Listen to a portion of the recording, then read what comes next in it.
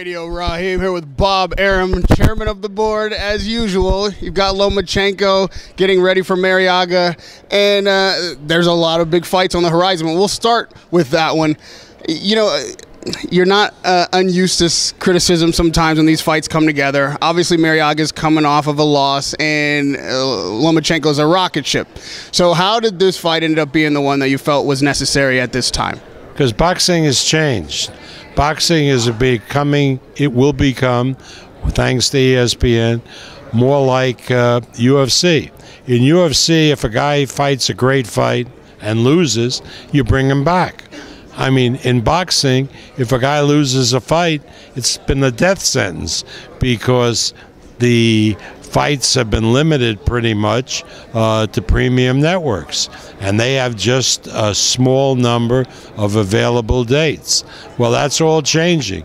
We want to get, people say, I want to see great fights. Okay. It's tough getting kids to go into fights that they might lose. But now if there's no real penalty for losing, you're going to get people taking tough fights more readily. And this is an example. Marriaga, anybody who saw that fight with Valdez knows what a courageous warrior is and what a great fight he gives his opponent. Looking around for an opponent for Lomachenko, Marriaga is going to make him fight, and I think it'll allow Vasil to show all of his great skills. I agree in theory with that. I love the idea that fighters don't lose a fight and their career in the same night. When it comes to the way you're approaching this ESPN contract, does that mean that you'll be able to have fighters busier? Are you I mean, because in this 3 months, we're looking at 3 really big fights. Is that going to continue, or is this just how we're going to launch the situation? Fighters like Lomachenko, like Terence Crawford, are going to fight a minimum of 3 times and maybe as many as 4 times a year.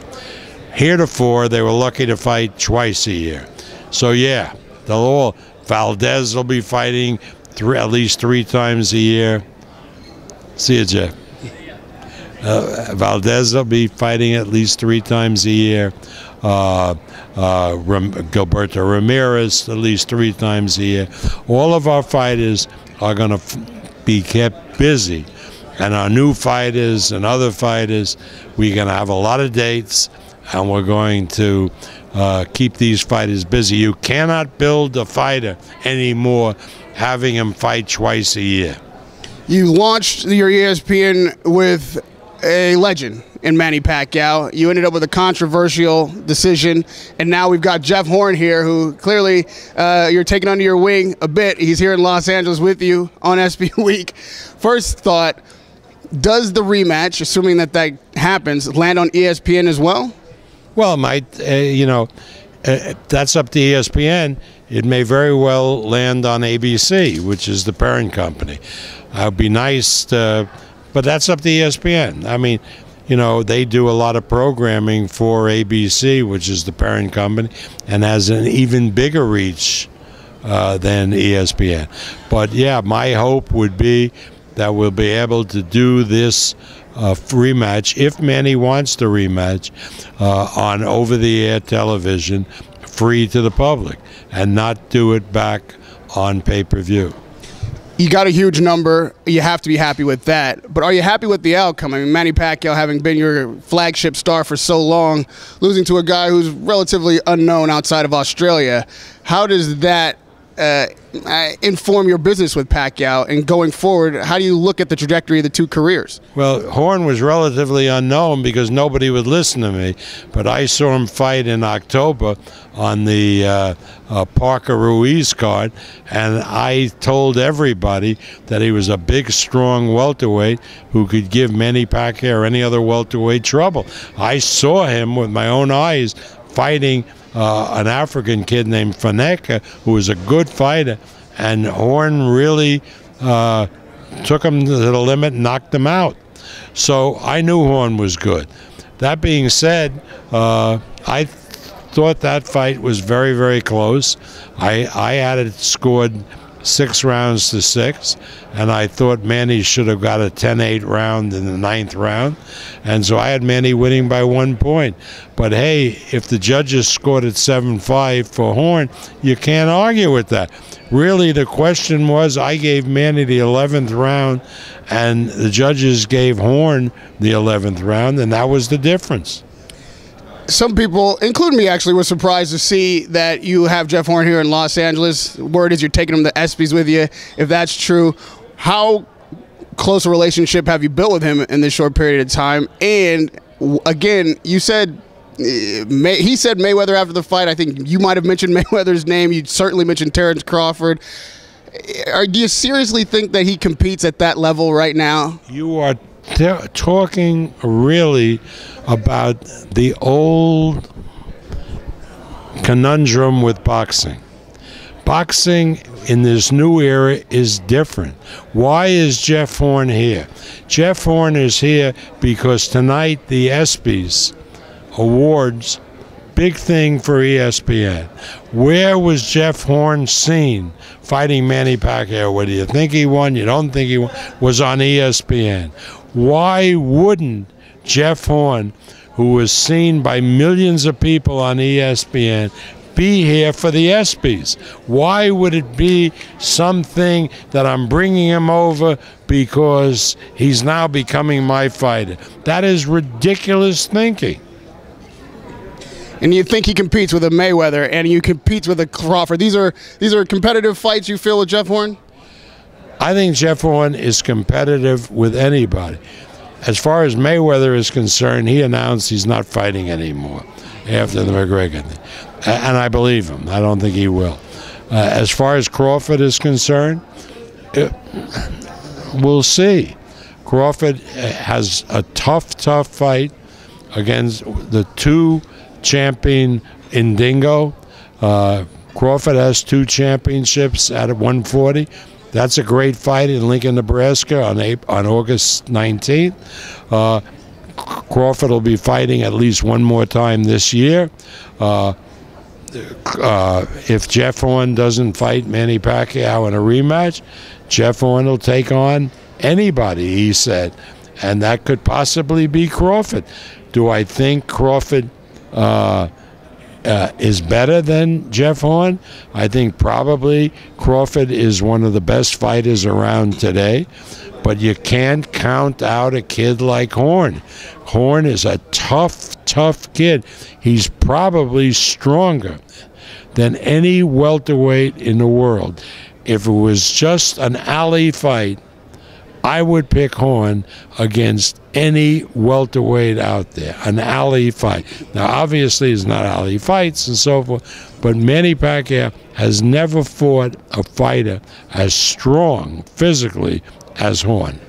So, last down this road, you mentioned, and obviously you've heard people talking about, well, is Bob taking Horn under his wing, and is he taking him as a fighter, and is he trading Horn for Pacquiao? And even yesterday, one of your old nemesis, Dana White, was right down here downtown. This conversation came up, and it won't surprise you that he hurled insults at you, but that's not what I'm here to ask you about.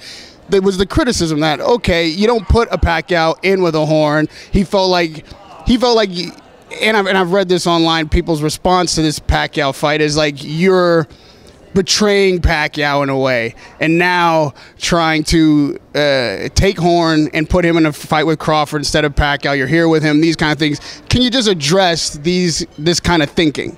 Well, that's the typical paranoia thinking in boxing.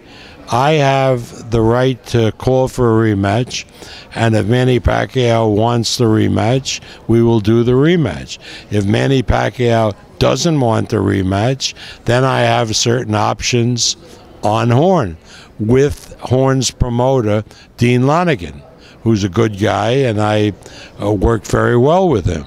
That's simply where it's at. There's no conspiracy here or anything. If Manny Pacquiao wants a rematch with Jeff Horn, he will get a rematch with Jeff Horn. That's spelled out in the papers. If he doesn't want a rematch with Jeff Horn, I will exercise the option to co-promote Horn's next fight against Terrence Crawford or against somebody else, together with Horn's promoter, Duco, D-U-C-O, who is the chief executive, being my friend from New Zealand, Australia, Dean Lonergan. It's as simple as that. All of this shit that you hear from Dana White, from these other people, they don't know what they're talking about. I mean, I run my operation as a business, as a contract. It's not, nonsense, secretive, under the table. It's all out in the open. Manny Pacquiao knows that I have the right to call for a rematch. Manny Pacquiao knows that if he wants a rematch, I will call for the rematch. It's as simple as that. It's up to Manny, not up to me. What's your relationship like with Manny's corner now? Freddie Roach, Justin Fortune. You were very critical after the fight. It was reported you even said they were morons in the corner. What was that criticism stemming from? Do you stand by that statement? And then what's your relationship like with them now? First of all, the corner acted inappropriately by Boo Boy, the Filipino kid, became hysterical in the corner, yelling and screaming. Miguel Diaz has trouble getting up the steps now, so he was a little late, tending to Manny. Justin Fortune has a big mouth by saying, before the fight, that the only way that Horn could win is if Manny tripped on his way to the ring. You don't say that about an opponent. And Freddie was right to complain that the fact that the referee allowed holding and hitting, but where was Freddie during the fight? If this was a basketball game, any coach, Patino, Coach K, would be in the face of the referees saying, hey, this guy is holding my guy when he's cutting to the basket. Any good cornerman goes out and confronts the referee. You're allowing this guy to hold and hit. You don't wait till after the fight and complain. Radio Raheem with Bob Arum. Never at a loss for words and always generous with your time. Thank you, Chairman. I appreciate it. Bob Arum and Radio Raheem.